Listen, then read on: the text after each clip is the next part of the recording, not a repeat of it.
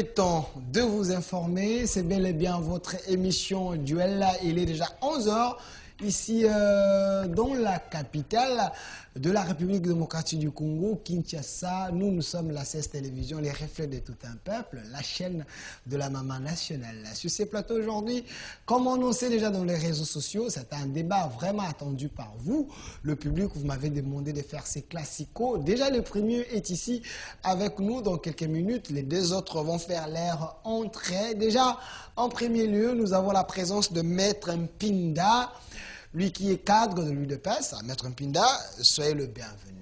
Merci à vous. Il faut aussi dire que je suis président de la plateforme Yabiso Mpinda. Yabiso Mpinda, ça veut dire quoi? Parce que c'est en lingala, Yabiso. Oui, Yabiso Mpinda, c'est-à-dire que notre Mpinda, ce qui veut tout simplement dire que nous sommes un cadre de réflexion et de l'action pour le développement de la République. C'est-à-dire que nous sommes de ceux qui réfléchissent, qui prennent des propositions, qui mettent à la disposition de ceux qui ont la gestion de la chose publique, parce que nous n'y sommes pas encore. Voilà. Et aussi, les gens disent que pourquoi Mpinda? Mpinda, ce n'est pas parce que c'est mon nom, c'est tout simplement Mpinda, ça veut dire pont. Ça veut dire que nous faisons le relais entre les besoins et les solutions. Au sein de l'UDPS, il y a eu trop de mouvements. Aujourd'hui, nous parlons de RDT, Rassemblement des démocrates séguédistes. Aux élections, ils ont également à présenter leurs candidats. Vous pensez à Yabiso Mpinda, un jour, peut devenir une structure, une organisation où vous pouvez également peser dans l'union sacrée? Déjà, nous sommes une structure alliée à l'UDPS, j'allais dire. Eh bien, nous évoluons dans cette vision-là, de défendre les acquis de la démocratie. Nous défendons ici la vision du feu sphinx qui aujourd'hui est porté par les fils légitimes et biologiques, idéologiques de l'UDPS, c'est-à-dire en l'occurrence Félix Antoine Tshisekedi Tshilombo.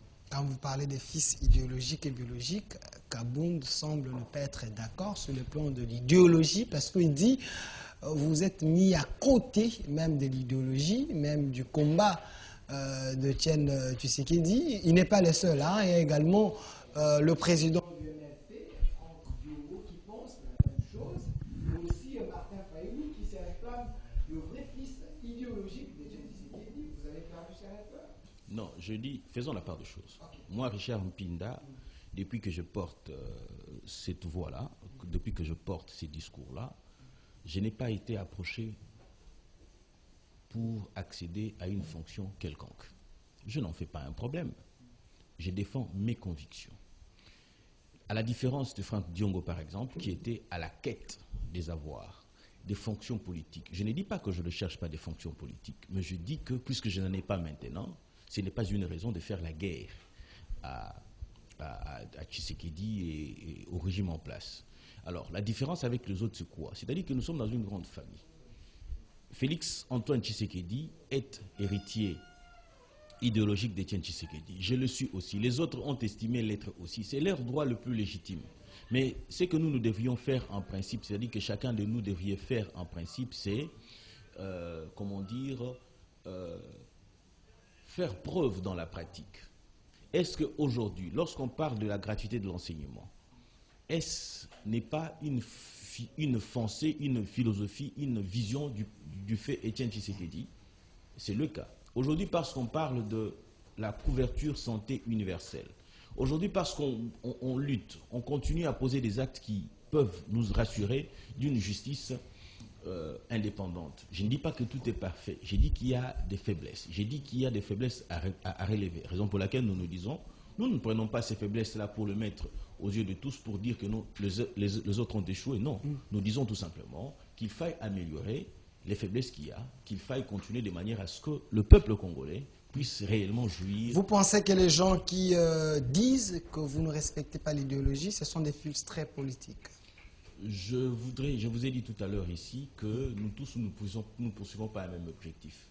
Moi, personnellement, je poursuis de voir demain, quand je ne serai pas là, que les Congolais, que mes enfants, parce que j'ai des enfants congolais, moi je n'ai pas eu des enfants qui ont autre nationalité que celle congolaise, c'est-à-dire que ces enfants-là puissent réellement jouir de ces pays. Comment est-ce qu'ils peuvent jouir? C'est lorsque, par exemple, vous découvrez, vous découvrez 27 et 27 blocs pétroliers et que vous voulez prendre cet argent-là, les mettre au budget de la République pour booster cette République-là, et je pense que cela pourrait éventuellement permettre à ce que nous puissions aller de l'avant. Mieux encore. Ça, c'est un autre sujet, nous allons en parler. Non, j'ai dit, nous disons encore une chose. Lorsque nous parlons des blocs pétroliers, c'est-à-dire que nous serons à même de pouvoir assurer une armée dissuasive. Nous allons en parler, calmez-vous, c'est tout un sujet. C'est tout un sujet. Nous continuons à défendre. Et aujourd'hui, je vais vous dire une chose. Je suis avocat. Ce qui voudrait dire que si les militaires est bien payés, si les fonctionnaires de l'État est bien payés, je n'aurais peut-être pas besoin d'aller accéder à une fonction publique. Maître Mpinda, excusez-moi s'il vous plaît. Pourquoi vous êtes trop pressé? Nous allons en parler. Je réponds à vos questions. Calmez-vous d'abord. Calmez-vous. Le temps que vos co-débatteurs arrivent, évoluons petit à petit. Maître Mpinda, cadre de l'UDPS. Alors, il y a une question. Vous avez parlé ici de la démocratie. Quand vous parlez de la démocratie, carrément, je me suis rappelé d'Étienne Tshisekedi qui voulait que la République démocratique du Congo soit réellement un État de droit où règne la démocratie. Mais on dit de vous, une fois au sommet de l'État, vous avez installé ou instauré la dictature. Aujourd'hui, on peut faire toute une liste des acteurs politiques, les journalistes qui sont matraqués, envoyés en prison. Les derniers cas, c'est un politicien, Jimmy Kitingue, il a été cueilli à froid après une émission. C'est ça la démocratie pour vous? Ok, je veux répondre à cette question-là pour dire ceci. La démocratie, c'est le respect des règles. Les règles, c'est lesquelles? Ce sont les lois de la République. C'est-à-dire que chacune des personnes, chaque individu est censé observer et respecter ces règles-là. Et lorsque vous êtes dans un état de droit, c'est-à-dire lorsque vous tenez des propos, vous devez en être conséquent. Prenons par exemple que je dise aujourd'hui que vous, tel que vous êtes là, j'ai dit, vous êtes sidatique, que vous avez le sida. Ok? Mais en démocratie, lorsque je le dis, lorsque vous n'êtes pas content, que vous êtes lésé, vous êtes censé me poursuivre. Pourquoi? Parce que je ne suis pas censé tenir ce genre de propos-là à votre égard. Peu importe que cela soit vrai ou faux ou pas du tout. C'est d'abord un fait. Lorsque je tiens des propos qui portent atteinte à la sûreté de l'État, il faille à ce qu'on y réponde. Le cas de Jimmy Kitingue. Moi, j'ai suivi personnellement Jimmy Kitingue tenir des propos tels que pour dire que la famille de Kabila est en danger et que ces dangers-là seraient qu'on est en train de fomenter un coup contre... Je l'ai même dit, lorsque vous suivez le journaliste, les journalistes parlaient d'une rumeur. Et le journaliste parlait au conditionnel. Lui, il parlait à l'affirmative. Ce qui voudrait tout simplement dire qu'il est en droit d'éclairer la République. Pourquoi il doit éclairer la République? Tout simplement parce que le statut portant ancien président de la République, la loi portant plutôt statut des anciens présidents de la République, requiert ou exige de la République non seulement de protéger la personne de Joseph Kabila, mais aussi sa famille. Si aujourd'hui, par exemple, que la famille arrivait un malheur à Madame Olive, soyez-en conséquents que la population ne va pas aimer, parce que certaines personnes voient les actes qu'elle est en train de poser ça et là, ainsi de suite, tout ça, même si ces actes-là, ce n'est que de la poudre aux yeux, parce qu'on ne nous dit pas d'où vient cet argent-là, okay, allez-y comprendre tout simplement que ça peut créer une insécurité. Monsieur Bédor, là-bas, vous pouvez faire votre entrée, c'est pas un problème. Et cela sont des faits qui relèvent ou qui relève de ce qu'on appelle en droit une atteinte à la sûreté de l'État. Et voilà pourquoi la République est en droit éventuellement de pouvoir s'interroger là-dessus, savoir qu'ils fournissent les éléments. Et s'ils ne fournissaient pas ces éléments-là, la conséquence serait qu'on le poursuivrait pour faux bruit. Donc Jimmy Kitingue peut être poursuivi pour faux bruit. Il va être poursuivi. Vous pensez réellement, vous êtes dans l'état des droits, parce que l'état des droits veut à ce que c'est lui qui met des propos sur la place publique comme ça soit interpellé. Mais de la manière qu'il a été interpellé, vous pensez qu'ils ont respecté? C'est quoi la manière dont il a été interpellé? Il a été cueilli à froid après une émission, mais c'est un responsable politique. Et c'est quelqu'un que vous connaissez sa résidence. Pourquoi ne pas suivre la procédure cette manière-là? Hier, vous criez Kabila, maltraitez... C'est quoi la procédure? Je vous pose la question, parce qu'ils disent qu'il a été cueilli à froid d'une manière brutale. J'ai suivi même le conseil de ses avocats, Ferdinand Kambere, qui dit qu'ils n'ont même pas accès à l'ère Kylian. Tout ça, c'est un problème dans l'état des droits. Écoutez, ce que je peux moi reprocher, par rapport à ce qu'il y a maintenant, par rapport à la détention de Jimmy Kitenge, c'est que ses avocats n'accèdent pas à lui. C'est-à-dire qu'on lui viole ce droit d'être assisté et que ses avocats doivent être en possession des informations y afférentes, et ainsi de suite. Maintenant, quant à la question de la procédure, arrêtez de nous embrouiller avec ces affaires de la procédure. Vous dites des choses dont la ténor... Après l'émission, il vient de tenir des propos, vous les prenez comme ça. C'est ça aussi, respecter la démocratie. Vous ne me laissez pas dire ce que j'ai à dire. 5 secondes. C'est quoi la procédure que vous reprochez? Est-ce que vous savez qu'en droit, il y a ce qu'on appelle la procédure de flagrance? Est-ce que vous savez qu'en droit, on peut détenir une personne éventuellement on peut mettre la main dessus par avis de recherche? Est-ce que vous savez qu'en droit, on peut éventuellement, comment dire, lorsque le fait, dans les cas d'espèce, il faut se poser la question de savoir combien de temps a coulé éventuellement pour accéder à ça. En 2009, il y a eu une jurisprudence avec l'honorable Mukonkole, ok, qui après 9 mois, et qu'est-ce que j'ai dit, 3 mois, ok, il y a eu un précédent qui a créé la durée d'une flagrance. Ce qui voudrait dire qu'ici, ce n'est même pas 5 jours qu'on a mis la main dessus. Écoutez, la question de la procédure ne se pose pas à ce niveau-là. Ce que je peux reprocher, j'insiste là-dessus, c'est qu'il est en droit, ou ses avocats sont en droit d'accéder à leurs clients pour éventuellement savoir dans quelle mesure pouvoir répondre et éventuellement savoir aussi quels sont les réels faits qui sont mis à sa charge. Merci Maître Mpinda. Je précise que vous êtes cadre de l'UDPS et coordonnateur d'une structure Yabiso Pinda. Peut-être en 2023, vous aurez également vos candidats comme autorité morale. De l'autre côté, nous avons la présence d'un doyen, vous le connaissez très bien, il s'appelle M. Benoît Yolama, mais je regrette, ces derniers temps, il vient souvent en retard. Je ne sais pas si parce que le transport est difficile, mais du moins il est là, il a respecté le rendez-vous du public. M. Benoît Yolama, la première question, c'est sur le régime Tshisekedi. Il y a ceux qui pensent qu'il n'y a plus la démocratie, il y a plutôt la dictature. Vous avez suivi votre co-débatteur. Vous pensez qu'il a raison? Absolument pas. Et je ne vais pas croire qu'il est calme dans sa conscience pour avancer les propos qu'il avance. Puisque sur le plan des droits, l'ANER n'utilisait jamais la procédure de flagrance. Et quand il est dit, je ne sais même pas s'il est dans quel barreau et que son bâtonnier écoute cela. Je crois que ça peut affecter la conscience du bâtonnier. Il peut être radié. Et deuxième chose, il sort très loin, il compare un député national à un individu, Jimmy, secrétaire général d'un parti politique ou en chef de la communication. Il les compare à un député qui a été arrêté dans des circonstances que lui-même ne sait même pas élucider. Bon, voilà un peu ce qu'on dit, cadre. Voilà les cadres que vous nous amenez, les hauts cadres que vous nous amenez sur le plateau. Et il va très loin. Il a oublié de dire aux gens que son propre chef, M. Chirombo, avait dit qu'il ne voudrait pas qu'on arrête un citoyen congolais au-delà de 48 heures. Jimmy a fait maintenant une semaine. Presque 8 jours. Qui parle maintenant des réseaux sociaux, qui parle même de son improbable décès. Et nous entendons voir des tortures qu'il est en train de subir. Et à aucun moment, à l'époque du président Kabila, ou un communicateur de l'UDPS, que ce soit Kaza Dipité, que ce soit les Bomanza, les gens que j'ai rencontrés, qui sont des responsables par rapport à l'avocat qui m'a bien mené sur le plateau. À aucun moment, aucun d'entre eux n'a été arrêté. Aucun.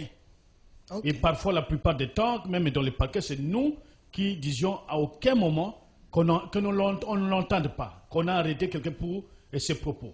Mais certes, s'il fallait arrêter, on ne commencerait pas M. Chilombo, qui insultait le président et Kabila d'étrangers, qui les qualifiait on va l'accompagner à la frontière. Il y a des vidéos qui existaient.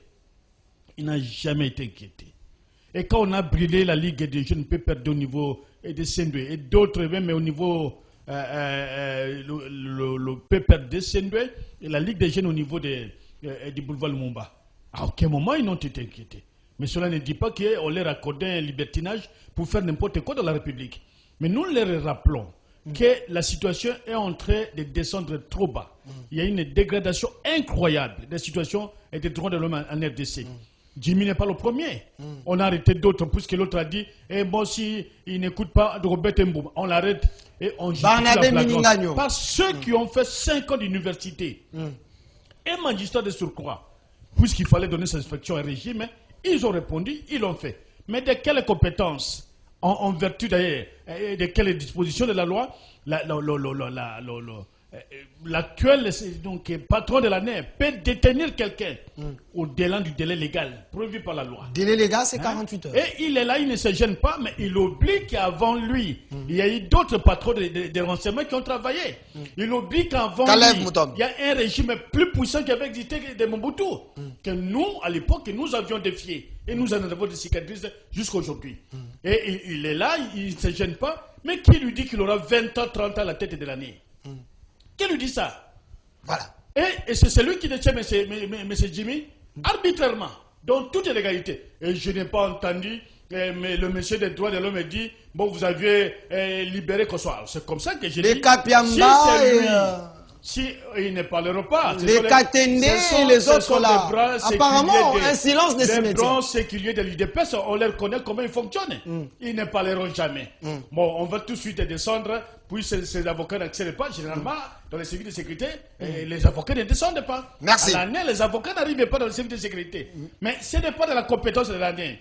Même s'il y avait outrage. Mais le parquet général est où? Le parquet prend le TG Gombe où? Maintenant, en dehors des parquets, c'est l'année qui s'en sert et qui ont fait son affaire personnelle. Merci. Merci, M. Benoît Yolama. Je précise que vous êtes cadre du PPRD. M. Pinda, vous êtes cadre de l'UDPS. S'il y a les arriérés, vous pouvez le payer, mais évoluer avec l'actualité. Quoi comprendre sur les 27 blocs pétroliers?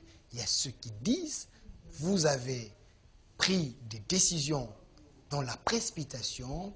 Et c'est là, ce n'était pas le moment, il fallait attendre, parce que là, vous êtes en train de suivre que la toile est enflammée, vous risquez de mettre le pays en péril. Vous avez 4 minutes. Je voudrais ici informer mon aîné. Benoît Yolama. D'abord, la première interpellation, c'est d'être élégant. Quand on est à la télé, il y a des gens qui nous suivent. Il y a des gens qui attendent à ce que vous ayez un langage respectueux vis-à-vis de votre co-débatteur et de ne pas être insultant comme vous l'avez été tout à l'heure. Le micro, poussez le micro. Le bâtonnier Koko Kayoudi, qui connaît Maître Mpinda Richard ici, qui est de son barreau, a beaucoup d'admiration pour. C'est-à-dire qu'il a de l'estime, de la considération. Pourquoi? Parce que c'est quelqu'un avec qui nous avons évolué dans beaucoup de choses et il connaît aussi la compétence, la teneur de ce que nous disons. Premier élément, c'est quoi la compétence de l'ANER? Je vais maintenant donner un cours là-dessus. Vous voulez donner un cours sur mon plateau? Exactement. Mais vous avez que 4 minutes. Parce qu'on nous dit ici que l'ANER n'est pas compétente. Il ne faut pas oublier une chose. Tout OPJ, qui est au sein des services de l'ANER, relève du parquet général. C'est-à-dire qu'il pose les actes pour le compte du parquet. Et la question qui est évoquée ici, la matière dont évoquée ici, on parle d'atteinte à la sûreté de l'État. Quand on dit, tout à l'heure, je vais même soulever l'infraction pour dire que c'était le faux bruit. Le faux bruit, d'ailleurs, je crois que mon co-débatteur l'apprend pour la première fois. Mais ce faux bruit, c'est une infraction, c'est l'une des infractions qui relève de la compétence de la Cour pénale, qu'est-ce que j'ai dit, du Service national de renseignement, c'est-à-dire l'ANER en l'occurrence. Et ici, l'ANER est compétente. J'insiste, je persiste pour dire que, étant donné qu'il y a des agents qui sont censés exécuter une décision, parce que vous savez, vous n'êtes pas sans oublier que la branche dont tout à l'heure j'ai évoqué ici, des OPG, ainsi de suite, tout ça, ils relèvent du parquet, ainsi de suite, tout ça, ils exécutent la décision et en l'occurrence, ils peuvent... Monsieur Papilo Kaka peut faire son entrée, il est le dernier à venir, c'est pas un problème. Prenez place, entrez. Ils peuvent. Vous pouvez faire votre entrée. Monsieur Papilo Kaka, je vous dis d'entrer. Ils peuvent par conséquence agir et exécuter l'article 6 de la procédure pénale en matière de flagrance. Donc je pense qu'à ce niveau-là, ne nous perdons pas trop. Alors, je voudrais encore dire ici, lorsqu'on relève, j'ai dit, vous avez dit, prétendu ici sous Kabila, il n'y avait pas eu de tels faits. Je peux vous évoquer encore d'opinion, Jean-Bertrand Issé Ewanga, secrétaire général de l'Union de l'UNC, à l'époque. Il a été poursuivi pour avoir dit ceci, que cravate rouge, allez-y comprendre. Il a été condamné pour outrage au Premier ministre et outrage au Parlement. juste pour ces faits-là. Je le dis parce que je l'ai assisté en tant qu'avocat. J'étais son avocat. C'était en 2014. Ça, c'était un fait. Je veux vous relever les faits nombés. Vous savez, Géco Béa a fait la prison pour des opinions politiques. Géco Béa, il a fait la prison, il a été libéré sous, sous Tshisekedi. C'est-à-dire que nombreux, moi-même ici, j'ai été interpellé au camp Kabila, à Lemba. Ce sont des faits réels qui se sont, qui ont été réalisés sous ces régimes-là. Je reviens encore pour dire ceci, je martèle, puisque nous sommes dans un état de droit, lorsque nous pensons qu'il y a un acte qui n'est pas correct, on le dit, on le réclame, on le dénonce. Ici, je vous prends un fait pratique, je vous dis que l'on refuse à Jimmy Kitenge, ok, c'est Jimmy Kitenge, okay, oui. D'accéder à ses avocats, c'est violer ses droits. Ok, je dénonce cela, sous notre régime. Mais il ne faut pas non plus oublier une chose. Comme Ferdinand Cambéré, par exemple, il a renoncé d'aller en appel. Vous vous souviendrez qu'il a renoncé d'aller en appel. C'est peut-être aussi que Jimmy a refusé de rencontrer ses avocats. Parce qu'il ne nous donne pas l'information appropriée quant à cette question-là. Qu'ils nous disent si réellement c'est tel quel. Moi, j'ai toujours dit ceci. Lorsque le régime viole un principe de droit, ok, lorsque les régimes ici violent un quelconque droit d'un citoyen, prenez-moi par la main et nous allons même marcher dans la rue. Mais quand M. Benoît Olam a dit, selon les règles, on ne peut pas détenir. S'il vous plaît, je suis en train de poser la question. Je suis en train de poser la question. Dites-moi, ce sont des S'il vous plaît, il faut m'écouter. Allez-y. Selon les règles, on ne peut pas détenir. Attendez, laissez-moi terminer. On ne peut pas détenir quelqu'un dans les cachots de l'ANER pendant au-delà des 48 heures. Est-ce vous n'avez pas violé la loi parce que Jimmy Kitenge a fait plus de 7 jours? Est-ce que vous êtes l'enfant de votre mère? Moi, je pense que vous ne l'êtes pas. Ce n'est pas parce que je le dis que c'est vrai qu'il me montre réellement qu'est-ce qu'il y a eu, qu'est-ce qui avait été violé. Merci. C'est ça, en fait, le mal. C'est le mal de l'opposition. Vous, journalistes, vous relayez tout ce que l'opposition vous dit, donnant l'impression que tout ce qu'il disait était vrai. Parce que il est dans l'incapacité de me prouver telle disposition a été violée. Je vous ai dit une chose ici, moi je vous le dis. J'ai dit que tout ce que moi j'estime avoir été violé jusqu'ici, c'est lorsque j'entends dire des communicateurs de l'Union Sacrée, et qu'est-ce que j'ai dit, du FCC, que les avocats de Jimmy Kitenge ne peuvent pas accéder à lui. Et là encore, il faut retenir 3 choses. Premièrement, si cela est vrai, c'est-à-dire que je condamne. Deuxièmement, si Jimmy Kitenge dit par exemple que je ne veux pas être assisté, c'est aussi son droit le plus légitime, qu'il refuse d'être assisté de ses avocats. Ça vous avez déjà dit, vous êtes en train de vous redire. Alors, je suis en train de me redire parce que vous me reposez la même question. Évoluons avec la question. Vous me posez la question d'avoir violé, s'il vous plaît. Vous me posez la question disons qu'une procédure a été violée. Je vous dis laquelle vous ne me le dites pas. Je parle de la détention dans les cachots de l'ANER pendant 48 heures selon les règles, donc, selon la loi. Toute la procédure pénale n'est dit que 48 heures point barre. Merci. Mais est-ce que vous ne savez pas qu'on peut demander une prorogation? Enfin, c'est quand même sérieux. Voilà, ils vont répondre à cette question. Je vous avais posé une sous-question, une question même principale sur les 27 blocs pétroliers. On dit de vous, c'est une mauvaise politique, ce n'était pas le moment. Vous mettez les pays en danger avec la communauté internationale et les autres. Est-ce que pensez-vous que c'était nécessaire que vous puissiez déclarer ces blocs pétroliers ouvrables à tout le monde? Lorsque Tshisekedi institue ou décrète la gratuité de l'enseignement, on vous dit que c'est une très mauvaise idée. Lorsque Tshisekedi institue d'aller négocier avec le M23, on vous dit que c'est une très mauvaise idée. Lorsque Tshisekedi dit qu'il faille un état de siège, on vous dit que c'est une très mauvaise idée. Qu'est-ce que les amis ont déjà dit de bon? Et lorsqu'ils vous disent que c'était dans la précipitation, selon eux, donc 18 ans durant et qu'ils n'ont rien fait, ce n'était, une lourdeur que l'on devait rester tel quel, ainsi de suite, tout ça. Entre-temps, ce sont eux. Vous savez pourquoi? Je vais vous dire une chose par rapport au bloc pétrolier. Lorsque Tshisekedi met à la portée de tout le monde, il voudrait rassurer une chose. Premièrement, la transparence. Deuxièmement, sécuriser les hommes d'affaires. C'est-à-dire que lorsqu'on dit assainir le climat des affaires, c'est-à-dire qu'on ne doit pas aller outre les règles. Et ici, les règles ont été respectées. Sous Kabila, lorsqu'on découvrira tel bloc pétrolier, C'est-à-dire qu'on faisait appel à Dan Gettler et ça se passait en catimini. Et ils allaient revendre lui à son tour. On le lui vend par exemple à $1, lui les vend à des milliards et par de suite il revient, il se partage l'argent. C'est-à-dire que vous auriez souhaité que l'on ne mette pas à la place publique ce qui doit revenir à la population de la République, ok, pour qu'eux le fassent en catimini comme ils avaient l'habitude. Écoutez, je pense que ce temps-là est largement dépassé. Et aujourd'hui, ces blocs pétroliers devaient en principe accompagner la population. Parce que ici, vous devriez vous dire, quel est l'intérêt de le faire ainsi?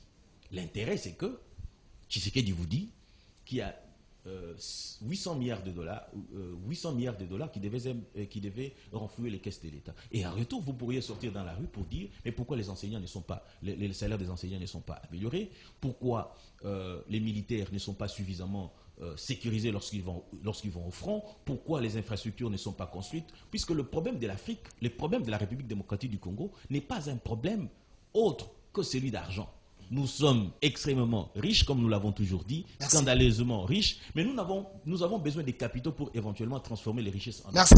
Merci. Voilà pourquoi nous disons que la procédure qui est enclenchée tout à l'heure ici, avec l'appel d'offres, devait être soutenue par les Congolais, qui sont conscients, qui sont conséquents, et qui pensent réellement que le Congo peut aller de l'avant avec ce que nous pourrions mettre renfloué. Merci, Maître Mpinda. Je pense que la population est d'accord avec moi, que je vous ai laissé suffisamment le temps. Ils sont à deux, c'est normal. S'il vous plaît, je vous ai laissé suffisamment le temps. Mais, M. Papi Lokaka, la tête pensante, on dit même de vous, la tête pensante du PPRD, un vrai scientifique, vous êtes venu en retard. La première question, c'était sur la démocratie. Il y a eu la détention de Jimmy Kitingue. Maître Mpinda dit, c'est ça aussi la démocratie. Quand vous énervez les lois de la République, on peut vous mettre sous la responsabilité de la justice. Et la deuxième question, c'est sur les blocs pétroliers, les 27. Il y a ceux qui pensent que c'est une mauvaise décision, ce n'était pas le moment. Quelle est votre analyse par rapport à ces deux questions? Vous n'avez que 5 minutes. Oui, je vous remercie. Je salue mes co-débatteurs. Merci à vous. Je salue ceux qui nous suivent, le Congolais et les Congolais. Moi, je méditais la démocratie en RDC depuis longtemps. C'est ça même la cause de l'assistance humanitaire des Nations Unies. Hein, mon pays, Monsieur la République démocratique. Que le caca soit bien... Hein, mon pays, la République démocratique du Congo, serait classé comme un État par rapport au système de fonctionnement des Nations Unies. Un État où il y a l'immaturité, l'incapacité des dirigeants de faire l'autodétermination, hein, de se prendre en charge naturellement. Alors, sous d'autres cieux, face aux multimilliardaires, aux multinationales, parce que la colonisation a atteint le stade le plus excellent de la mondialisation par le contrôle de l'Internet, ils ne peuvent pas vous laisser comme ça. Ils doivent vous assister jusqu'à tel point que vous allez atteindre la maturité. Et dans la présence onusienne, vous avez le non-respect des droits de l'homme. Je parle de ça pas comme Maître Mpinda, parce que nous étions au PPRD avec le président Kabila, et le président Tshisekedi ne serait que le fruit de ce qui a été hier. Et que par conséquent, il assume l'actif et le passif du président Kabila. Donc sur le plan éthique et rationnel. Et donc, pour éviter ces débats-là, naturellement, entre nous, les anciens ont fait hier, nanani, ce qui n'est pas... Non, on a l'habitude de discuter avec lui. Ce qui n'est pas légitime face à une probité morale et intellectuelle. Il assume. Nous devons nous mettre d'accord qu'il assume l'actif et le passif du président Kabila. Et donc, le Congo de nos aïeux, ce que nous avons, nous devons projeter, hein, au-delà de ces considérations politiques et partisanes. Et donc, même avec le président Kabila et le président Tshisekedi actuel, les Nations Unies, hein, nous pointent dans le doigt et nous regardent que nous sommes immatures, incapables. Immatures. Oui, incapables de faire l'autodétermination. Okay. C'est comme ça qu'ils viennent nous assister. nous ne respectons pas le droit de l'homme. Hein? Donc il y a une direction du droit de l'homme chez eux. Hein? Chaque samedi de fin du mois, ils invitent les ONGD pour leur communiquer l'état de droit de l'homme de notre pays. Chose auquel le ministère de la Justice de mon pays n'arrive pas à procéder depuis longtemps. Et donc c'est eux qui font. Ils nous assistent techniquement.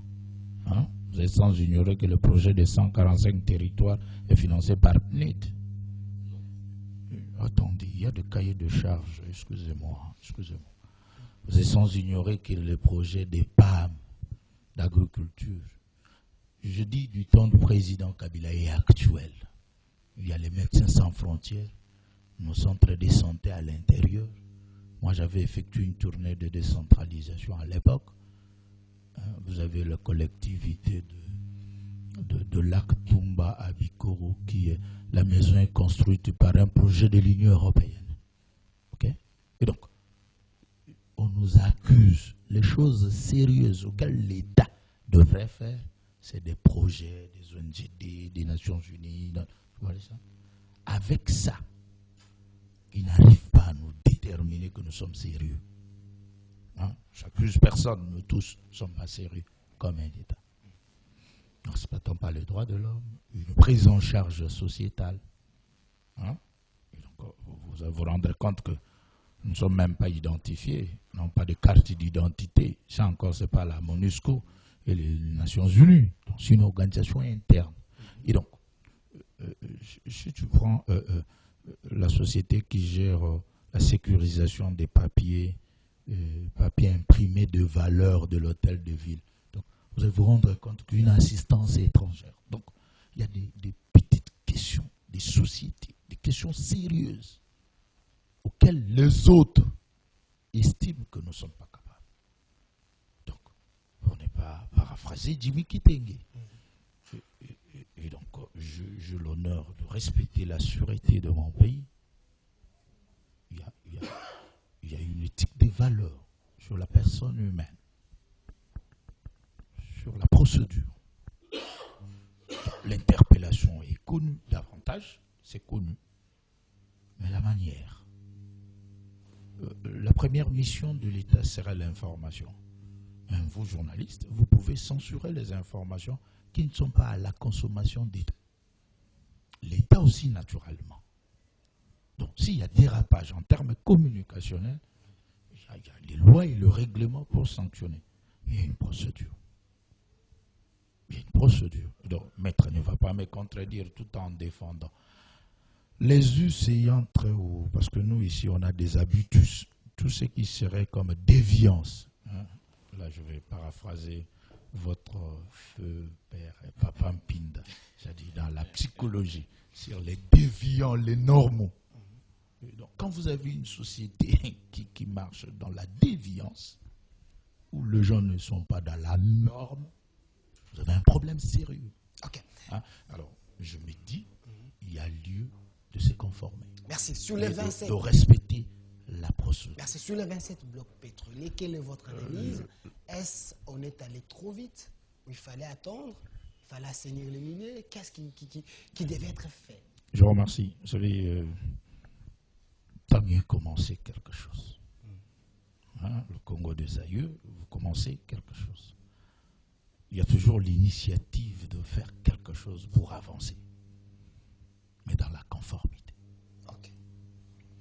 Bon, je veux dire, au sommet de l'État, on place des managers, des gens capables à chercher des solutions pour résoudre les problèmes de la société. Et donc, ces managers ont réussi à atteindre quelque chose. Mais maintenant, comment formaliser? Comment structurer par rapport à un État? J'ai dit et j'insiste. Mon cher aîné économiste, candidat du sud de Sankour n'était pas là, l'économiste. L'État que j'ai étudié, moi, l'État, sa formalisation ou ses programmations technique et économique serait dans un budget ou dans un plan. S'il n'a pas un budget ou un plan, il a des structures appropriées dont l'initiative vient au gouvernement ou soit du Parlement. Et s'il n'arrive pas, il recourt à des crédits additionnels. Je ne sais pas, mais j'insiste que l'État ne fonctionne pas par rapport au projet. Le projet sont d'ordre privé. La différence entre un budget et un plan, c'est dans la compétence régulière. Une ASBEL ou une société privée, il fonctionne par un projet. Une ONGD fonctionne par des projets. L'État budgétise tout en respectant la procédure. Hein? Donc, je ne vais pas entrer dans des procédures où vous avez un chef de service qui est plus supérieur que des secrétaires généraux.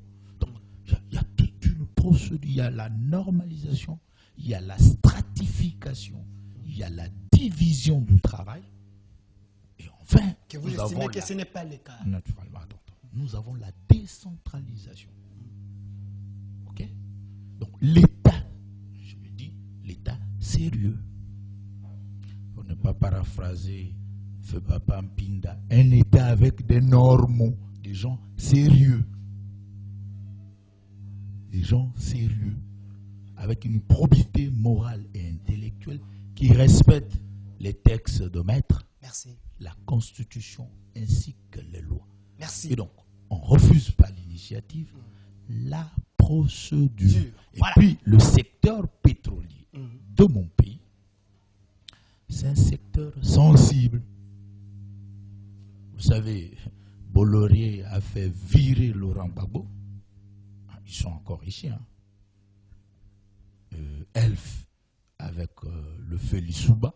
Parce que là, au moins, nous, on est conscients. C'est de l'histoire. Oui, on participe dans la refondation de l'État. Et c'est le secteur le plus sensible dans un pays non aligné. Face aux dirigeants faibles, il faut respecter la procédure. Parce que tous ces humanoïdes, c'est des miniers, non? C'est les mines, hydrocarbures et mines. C'est des secteurs sensibles. Et pour amener notre chef de l'État, ce n'est pas votre chef de l'État, c'est notre chef de l'État, le président de la République, le chef de l'État. Il n'appartient à aucun parti politique, sur le plan éthique et dimensionnel. Et constitutionnel. C'est le garant de la nation. Et donc, on ne peut pas l'amener, entre guillemets, abusivement, dans des choses aussi sérieuses et importantes. Merci, Monsieur Papi Lokaka. Vous avez compris que c'est un scientifique. Monsieur Benoît Yulama, un politicien véreux, quelqu'un qui maîtrise l'histoire de la République démocratique du Congo. Par rapport à cette question de 27 blocs pétroliers, Maître Pinda dit que l'État devait s'assumer pour qu'on ait le moyen pour booster plusieurs secteurs. Donc, il y aura la rentabilité. Et si nous sommes en mesure de gérer les contrats et de voir le bénéfice pour que les individus n'en gagnent pas, est-ce mauvais l'idée de mettre ces blocs pétroliers à la disposition de tous? Je voudrais d'abord revenir sur la première problématique que les jeunes frères ont en train de présenter la mauvaise foi en évoquant la question Jimmy. Un officier de police judiciaire n'a que 48 heures pour détenir quelqu'un. Vous confirmez? C'est dans la loi. Et il ne dirait pas le contraire, à moins qu'il fasse la mauvaise foi. Et au-delà des 48 heures, il doit déférer la personne à une instance supérieure. Mais lui-même, M. Chilombo avait dit que tous les cachots de l'année doivent être fermés et que l'année ne puisse plus arrêter au-delà des 48 heures. Mais aujourd'hui, au moment où nous parlons, Jimmy a fait autant de jours dans les cachons de l'année. Alors, il évoque tantôt ces 3 éléments qu'il évoque, je ne sais pas sur quelle base, et que Jimmy aurait refusé l'assistance de ses avocats et qu'il pourrait y avoir un problème. Alors, à quel niveau? Jimmy a besoin de la liberté. Jimmy a une adresse. Quelle est l'infraction qui pouvait permettre à l'année? Il ne le dit pas, tantôt il est en train de contourner, raconter ce qu'il voudrait raconter. Il dit la vie de l'ancienne première dame a été mise en danger et Jimmy a confirmé. Alors, on a sauté sur lui parce que c'est quand même Mais je vous dis que un statut qui protège l'ancien président. La question, mais combien de fois on a insulté Maman Olive ici? Pas les gens de l'IDPS. Il se donne de l'importance que lui, il avait été interpellé.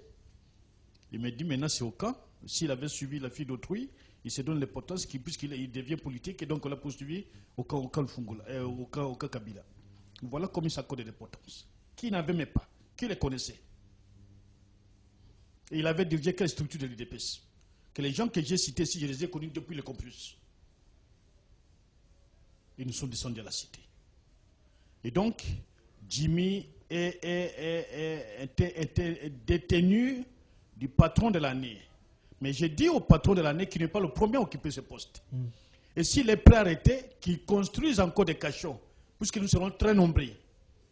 Donc Jimmy est la victime du régime. Nous serons très nombreux. Il est la victime du régime. C'est la victime du régime. C'est le régime qui l'a arrêté. Et donc, en violation de procédure. Et lorsqu'il ne veut pas évoquer le code de procédure pénale, il ne veut pas évoquer la Constitution, il fait fi de cela, puisqu'il sait que s'il revient dans ces dispositions, l'opinion va certainement confirmer qu'effectivement le régime est dans l'anarchie. C'est ça l'anarchie. Okay. C'est une détention arbitraire. On l'a arbitrairement arrêté, puisqu'il a dit. Alors, lorsqu'on revient sur la question de la première dame, mais quand vous insultiez Maman Olive et qu'elle était l'épouse de tel, que c'est une pute, qu'est-ce que vous n'avez pas dit sur Maman Olive? Vos chefs, qu'est-ce qu'ils n'ont pas dit?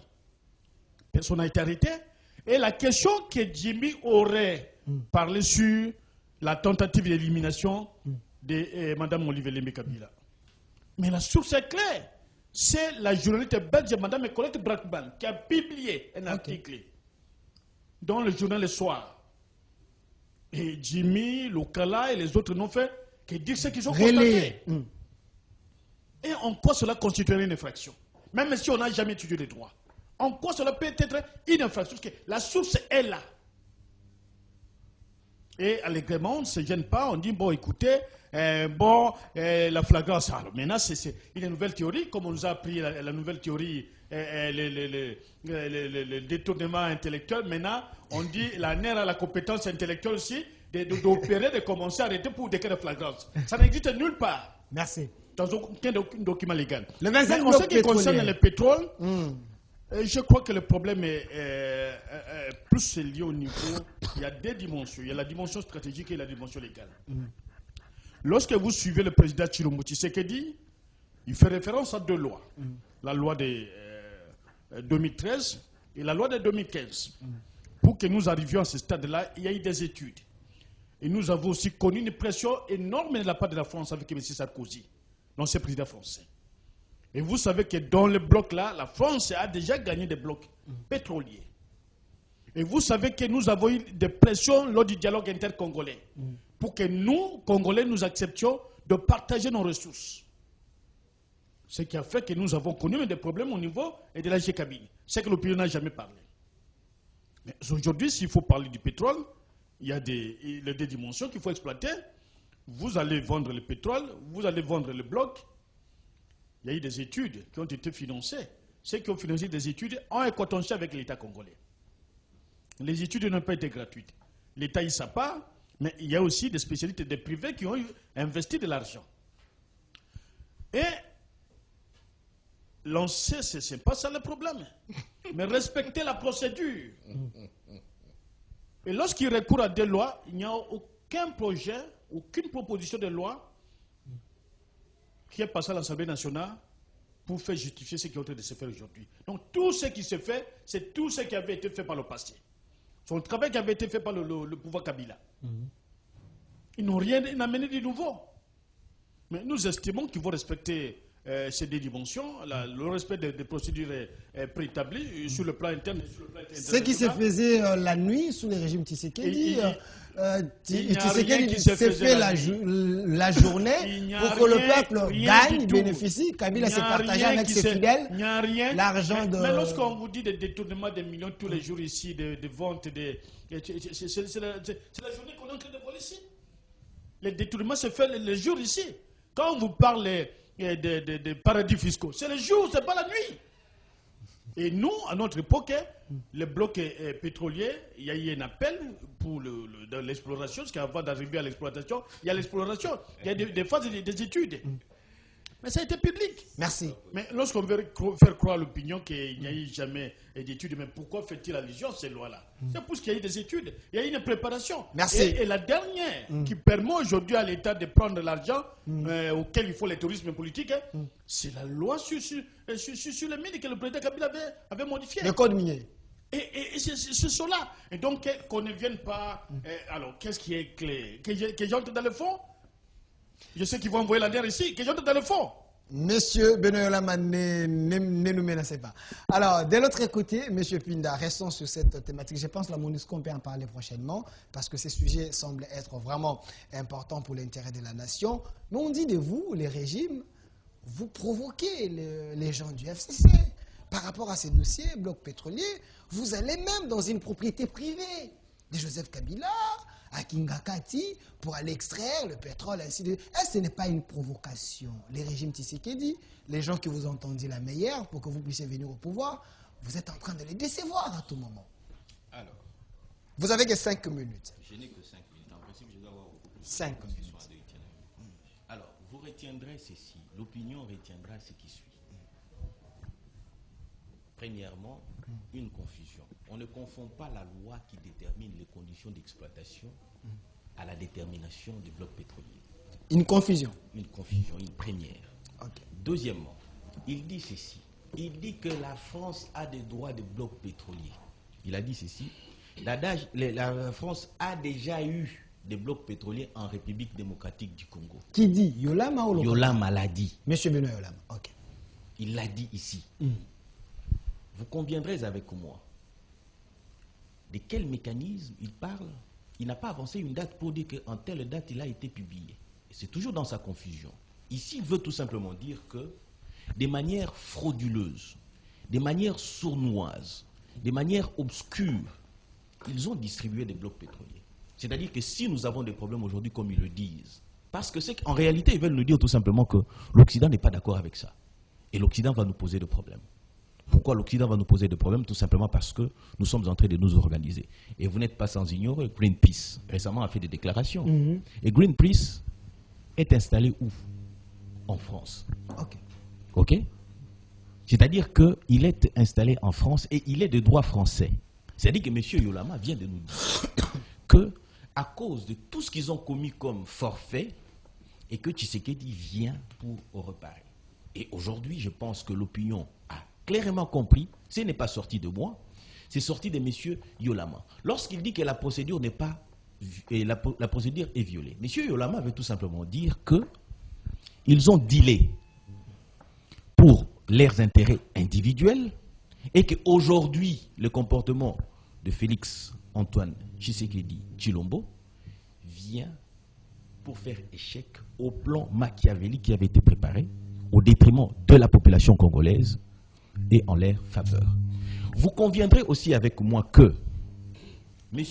Yolama est clair, je me réjouis de ces contradictions. M. Yolama vous dit ceci. Encore il martèle. Il a évoqué le fait de la société Bolloré. D'ailleurs, la société Bolloré, vous êtes sans ignorer que Gbagbo est parti au pouvoir. C'est-à-dire qu'ils sont en train de nous dire ce qui suit. Plions-nous à la volonté de l'Occident, ok? Sinon, on fera partir Tshisekedi. Mais nous pensons que... Ça, c'est M. Lokaka, c'est pas Yolama. Les deux, je prends tel quel, avec Lokaka. Il vous le dit ainsi, c'est tout simplement pour dire que non, ils ignorent que nous sommes un État souverain. Et que c'est la population qui peut tout changer. Nous avons un Vous président conviendrez faible. avec Nous moi. avons un président faible, un pouvoir faible où la légitimité c'est du speed avec Faïlou. Est-ce qu'il faut prendre ces engagements? Ce n'est pas mettre les intérêts de la nation en danger. La MONUSCO vient de tirer ici pour ne pas parler de cette histoire. Je reviens, il veut m'embrouiller. Il veut m'amener dans des problèmes. Je n'y vais pas. Mais je reste sur des faits qui ont été évoqués ici et au cours de cette émission. Vous conviendrez avec moi, c'est-à-dire que M. Yolama, je vais vous dire tout simplement que vous, population, vous êtes des irresponsables et que vous ne pourriez rien faire. Cependant, en État souverain, nous pouvons renverser tout ce qui est pointé contre nous, c'est-à-dire nous, la République. Je me réjouis que M. Lokaka l'ait dit, que nous sommes une nation, c'est-à-dire que nous avons un seul président de la République, c'est-à-dire que la question de la légitimité, c'est règle, je réponds à votre question, c'est règle devant les cours et tribunaux, et M.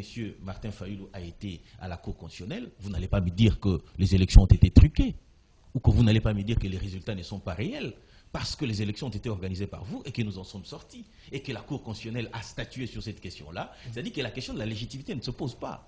Ok. C'est-à-dire que vous seriez en contradiction avec vous-même. Et aussi, si vous le dites, soyez-en sûrs et certains qu'on peut aussi vous interpeller pour haute trahison. C'est-à-dire que lorsque vous direz telle chose, on ne dira pas que c'est un acharnement contre vous, mais ce sera tout simplement respecter les règles de procédure et de l'art. Et je n'ai pas peur. Si ce sont des menaces, je n'ai pas peur.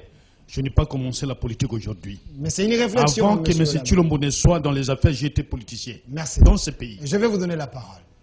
Ok. Vous conviendrez avec moi que ce que j'ai dit, et puis je me réjouis de voir la tête que fait mon estimé frère et compatriote Lokala, parce qu'il a un niveau très élevé du débat, et je me réjouis de me retrouver sur ces plateaux avec lui. J'en viens à M. Lokaka. Il vous reste 2 minutes. Je me réjouis, M. Lokaka, de me retrouver avec vous sur ce plateau-là. Vous avez dit tout à l'heure que les 145 territoires étaient financés par le PNUD. Pas du tout. Voilà ce que la République a fait. Parce que nous avons tous déploré le comportement de certains officiels de la République dans le dossier de 100 jours. C'est-à-dire qu'à un moment donné, il y a eu malversation financière que nous avons reproché et condamné. Certains ont même fait la prison, certains même continuent encore jusqu'ici, parce que certains vont nous évoquer le fait que Kamere soit dehors. Il n'est pas complètement dehors, parce que le parquet est allé en pourvoi en cassation, c'est-à-dire qu'il a l'épée de Damoclès sur lui comme ça, c'est-à-dire qu'à tout moment on peut le rattraper. Vous voyez ça? C'est-à-dire de la même manière qu'on a révisité pour qu'il soit acquitté, sa décision pour qu'il soit acquitté, et de la même manière, éventuellement, on peut encore le rappeler. C'est-à-dire qu'il est encore entre la liberté et la justice. Voilà. Et je sais que vous me direz sûrement, écoutez, moi, personnellement, j'ai des problèmes, je sais que vous avez des problèmes personnels qui vous concernent et que vos droits ont été violés. Je vous soutiens d'ailleurs sur cette démarche-là. Je m'excuse de n'avoir pas répondu à l'invitation que vous m'aviez lancée pour éventuellement prendre possession de ces dossiers-là et cheminer avec vous. Mais je me dis que nous sommes dans un état de droit. Des faiblesses, il y en a. Il faille à ce que nous puissions réfléchir comme vous le faites là. C'est-à-dire que vous réfléchissez de manière à ce que les choses aillent de l'avant. Je voudrais revenir ici. Le 145 territoires, lorsqu'on évoque la BCECO et les FFF et la CNUD, ce n'est pas à cause du financement qui doit venir d'eux. C'est financé sur fonds propres de la République. Et ici, il faut se le dire une chose, que ici, c'est parce qu'ils ont une expertise. Qui ne connaît pas que BCECO a construit des maisons ici, des écoles à un moment donné, même sous Kabila? Qui ne sait pas que le PNUD a aussi, c'est un programme pour le développement. C'est-à-dire que nous recourons seulement à cette expertise-là. Et aujourd'hui, d'ailleurs, nous nous sommes servis des erreurs d'hier avec le dossier 100 jours. L'argent ne passe plus entre les mains des individus.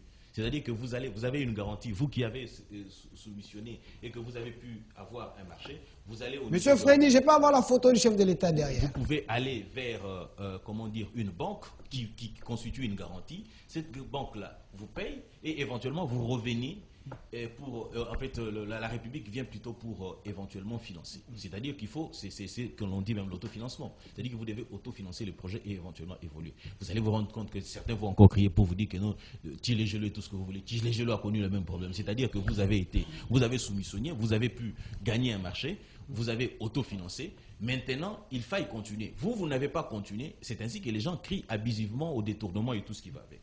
Mon cher Lokaka, vous avez dit des choses intéressantes. Lorsque vous dites que l'on nous considère comme des immatures, c'est très insultant. Parce que je vous ramène, vous, en 1997. Être mature en tant qu'État constituerait à avoir des structures normales d'un État. Et pour avoir des structures normales d'un État, c'est qu'il faille vous ayez des textes de droit qui vous permettent de les avoir. En 1997, nous avions des acquis de la Conférence nationale souveraine. C'est-à-dire que nous n'avions pas besoin des Nations Unies. Mobutu était finissant mourant. De vous à moi. Même en dehors d'ici, vous me le direz. Sur le plateau, vous ne me le direz pas à cause de l'étiquette que vous avez. Mais vous saviez que nous n'avions pas besoin de l'AFDL. C'est qu'il fallait ce quoi? Parce que Mobutu devait être mis de côté et que Tshisekedi devait gérer la République avec les acquis de la conférence nationale souveraine. Mais lorsque l'AFDL accéda au pays, était-ce pour aider la République? Non, pas du tout.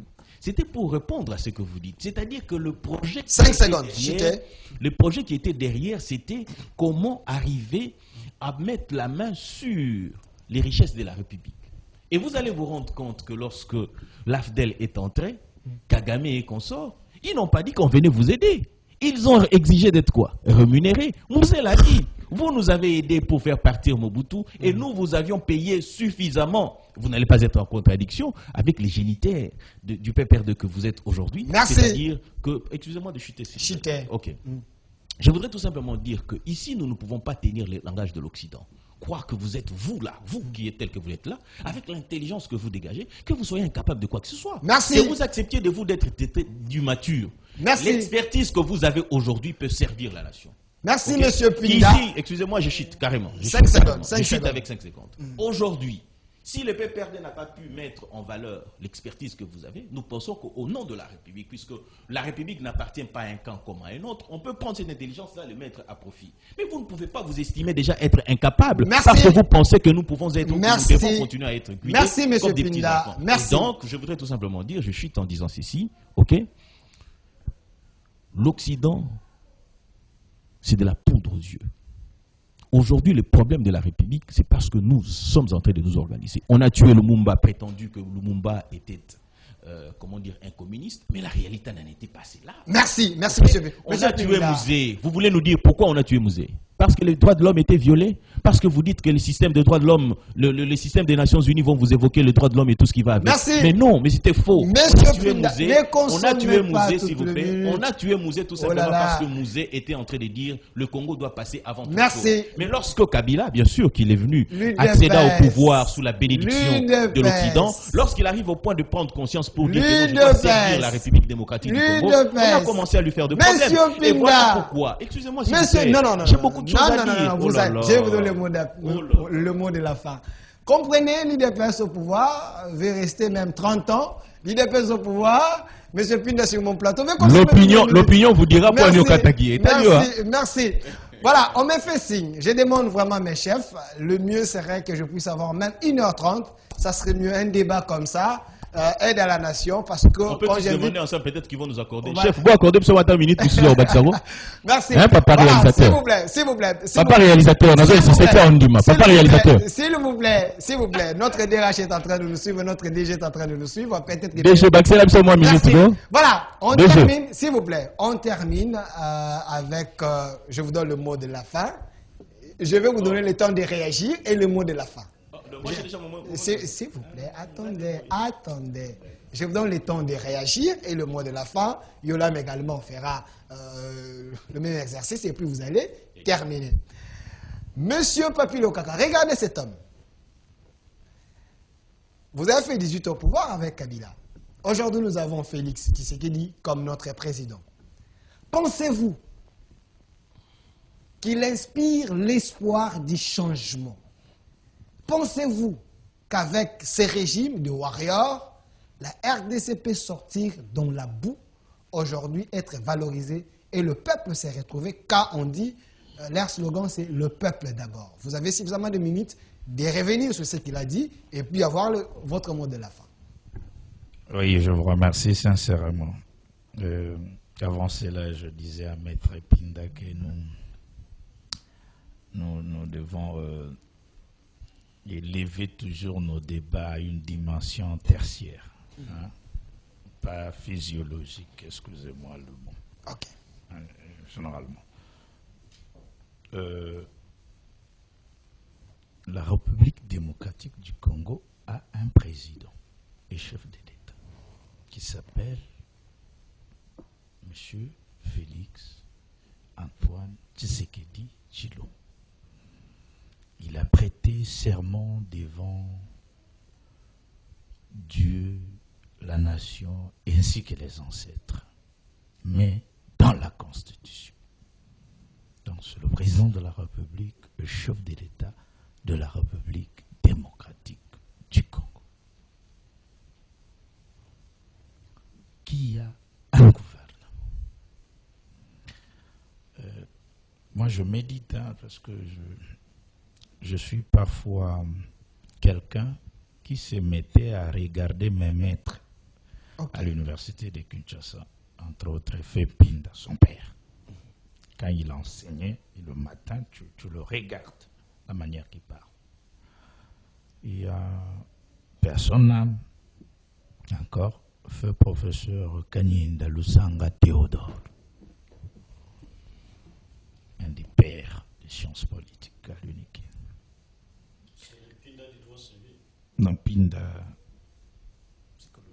Alors, vous confondez Pindi. Je vais vous donner les temps. Calmez-vous. Je m'excuse. Je vais vous donner les temps. Le professeur Kanyinda Lusanga Théodore, en nous enseignant en sciences politiques et administratives, faisait les analyses de régime des systèmes politiques. Et ça, c'est que je retenais.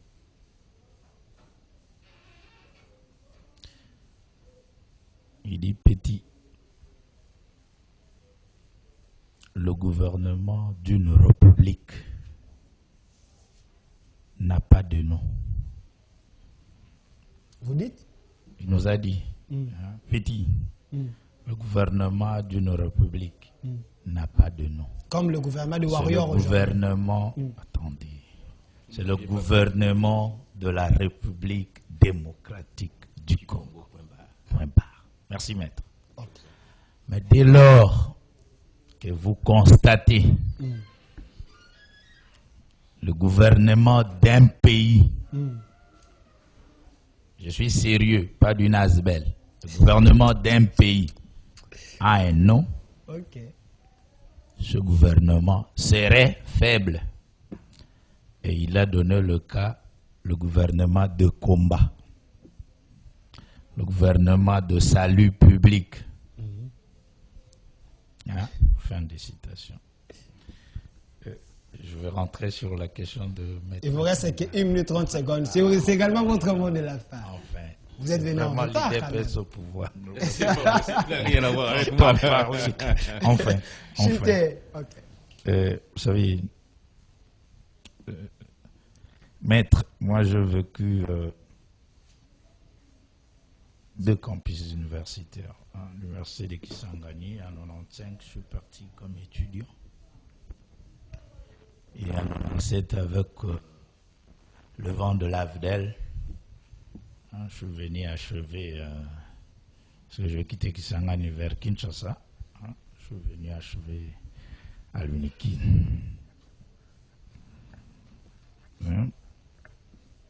Donc en 1995, je m'en souviens, et je ne sais pas si mes amis d'Elens Mokonzi, qui est devenu major, José Ngwala, et donc ils savent que ce n'était pas facile, la fin du règne du maréchal. Ce n'était pas facile. Et de là, même pour achever à l'UNIKIN, vos pères, je prends encore le professeur Kanyinda, personnel, nous nous sommes organisés, nous nous sommes organisés en comité pour plaider que l'étudiant arrive à payer les contributions des parents, ce qui n'est pas le cas avec le régime Kabila et Tshisekedi. Et puis les professeurs se posaient les questions. À l'université, il n'y a pas de comité de parents. Comment les étudiants peuvent, vous avez une idée à cette époque-là, comment les étudiants peuvent s'organiser pour commencer à payer une contribution alors que l'État serait incapable. Ça, c'est le vécu. Aujourd'hui, ce n'est pas le cas. Merci. Et donc, pour dire que la conférence a été remplacée par une révolution, tu sais, le MLC a fait une rébellion avec le RCD tant qu'ils n'ont pas eu le pouvoir central. Quand une rébellion n'arrive pas Merci. à accéder au pouvoir, il a quelques connotations. Mais quand une rébellion commence et accède au pouvoir, ça se transforme en une révolution. Merci. Donc, c'est pas pour rentrer. Attends un peu. 5 secondes, monsieur. 5 un peu. secondes. Je parlais Monsieur Freddy va me manger. Hein. Je parlais de Bolloré et les autres. Mais on médite. Vous savez, le danger que nous avions eu en 1960, les dangers en 1960, c'était des approches structurelles, fonctionnelles, organisationnelles. Mais avec Veragun chez nous, avec l'histoire immédiate, c'est très difficile quand les acteurs sont encore puissants et en vie. Saddam Hussein est parti en Irak, c'est le pétrole. Kadhafi, c'est le pétrole. Lissouba, Gbagbo, c'est le pétrole. La Russie a dit non. La Corée du Nord a dit non. Merci. La Chine a dit non. Je vais vous donner le temps. temps. 30 secondes, vous allez terminer. Ne laissez pas parce que quand nous étions en Chine, ils nous disaient à l'époque, ils sont capables de détruire les Américains. Ils sont capables. Exact. Hein? Mais ils ne font pas de propagande. Ok? Tout à fait. Moi et toi, regardons-nous aux yeux. Hein?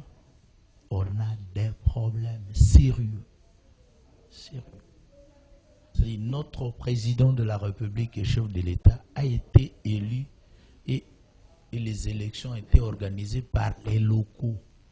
L'Union africaine était contre nous. Exactement. L'Union européenne, les Américains. Exactement. Personne ne croyait. Exactement. Merci. Vous savez pourquoi? Merci. Donc ça Mais c'est ça l'autodétermination de peuple. Monsieur Benoît Lama, 30 Il ne secondes. doit pas diviser. C'est pour le Merci. langage. Merci. Monsieur Benoît Lama, fini. 30 secondes. C'est quand même c'est temps de finir.